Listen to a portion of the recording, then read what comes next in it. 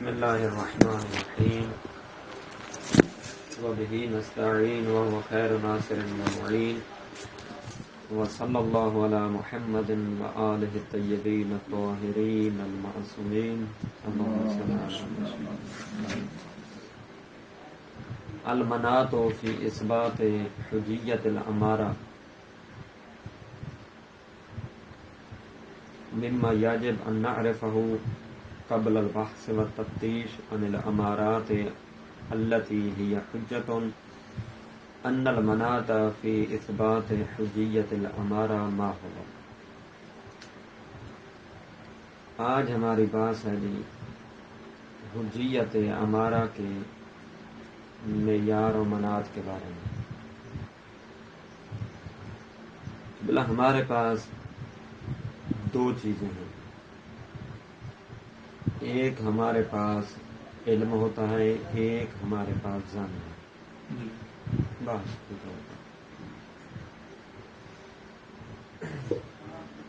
اچھا، علم جو ہے یہ حجت ہے، اور ظن کے بارے میں اولی طور پر یہی کہا جاتا ہے کہ ظن حجت نہیں ہے. تو کہتے ہیں اگر ظن مذموم ہے، حجت نہیں ہے، ادھر امارہ بھی ظن کا فائدہ دیتے ہیں، تو آپ امارہ کی حجیت کے قائل ہیں. توجہ، ظن حجت نہیں ہے، ظن کی مذمت کی گئی ہے. قرآن کی بھی بہت ساری آیات اس پر دلالت کرتی ہیں، ٹھیک ہے نا، جس طرح ابھی میں پیش کروں گا کہ ظن کی مذمت قرآن میں بھی کی گئی ہے. جب ظن مذموم ہے، ظن تو ہو گیا مذموم، ادھر امارہ کی اوقات دیکھتے ہیں تو امارہ کیا ہے؟ امارہ بھی ظن کا فائدہ دیتا ہے. اور سوال کرنے والا کہتا ہے جب امارہ بھی ظن کا فائدہ دیتا ہے تو امارہ کی حجیت پھر کس بنا پر آپ نے قرار دی ہوئی ہے؟ ٹھیک ہے نا، جبکہ وہ ظن کا فائدہ دیتا ہے. اچھا،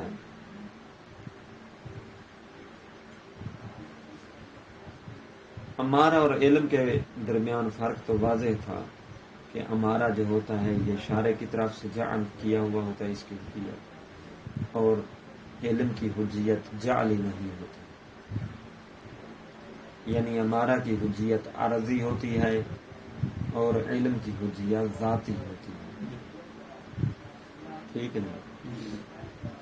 تو سوال ہمارا کیا تھا کہ امارہ کی حجیت کس معیار، کس مناط کی بنا پر شارع مقدس نے ہمیں امارہ کی اتباع کرنے، امارہ کو ہمارے لیے حجت قرار دیا ہے. ٹھیک ہے، کیوں شارع مقدس نے امارہ پر اعتماد کرنے کا ہمیں حکم دیا ہے، جب کہ امارہ بھی تو ظن کا فائدہ دیتا ہے، اور ظن کیا ہے؟ جو حجت نہیں ہے، اور اس کے بارے میں مذمت بھی آئی ہے.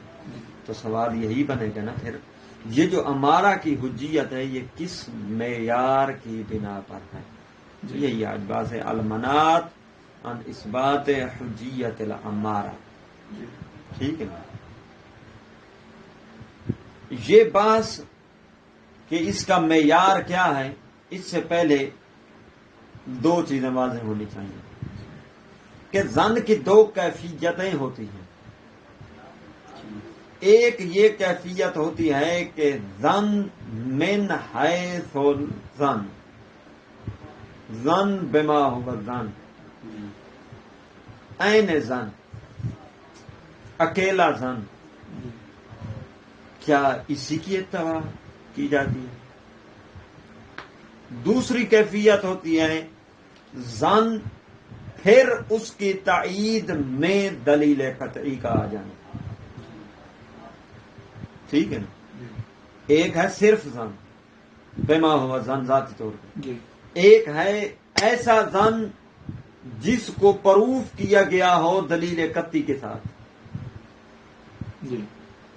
ٹھیک ہے نا؟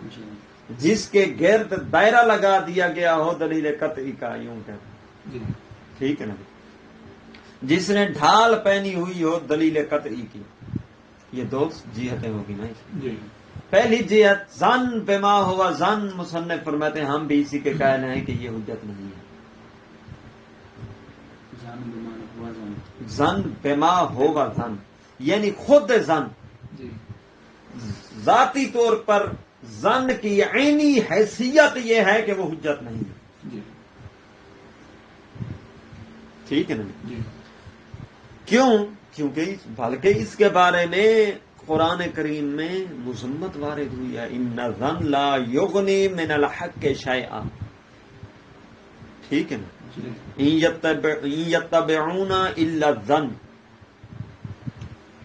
وانہم الا یخرصون. ٹھیک ہے نا. یہ تباہ نہیں کرتے مگر ظن کی کرتے ہیں، اور یہ کیا کرتے ہیں؟ اندازے لگاتے ہیں. ٹھیک ہے نا. نہیں کی گئی ہے ظن کے تباہ کرنے سے. ٹھیک ہے نا.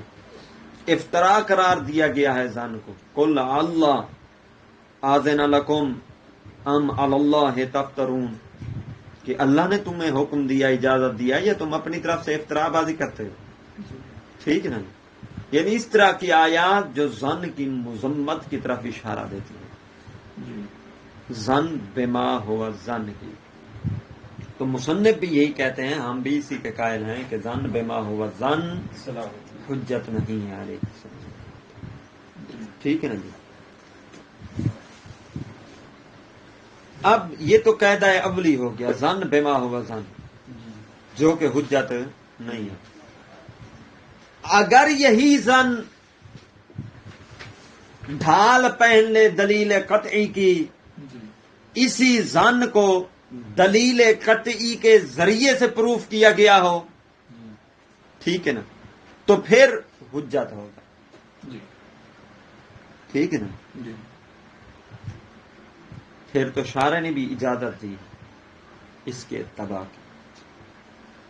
اچھا، جب ہم نے یہ کہا کہ ظن کی اتباع جائز ہے، ظن حجت ہے جو دلیل قطعی کے ساتھ پروف کیا گیا ہو، جو دلیل قطعی کے ذریعے سے ثابت کیا گیا ہو، وہ حجت ہے. جب ہم نے یہ کہا، اخباریوں کو اشتباہ ہو گیا اصولیوں کا. ہم اصولی ہیں نا، بات اصول کی چل رہی ہے. اخباریوں کو یہ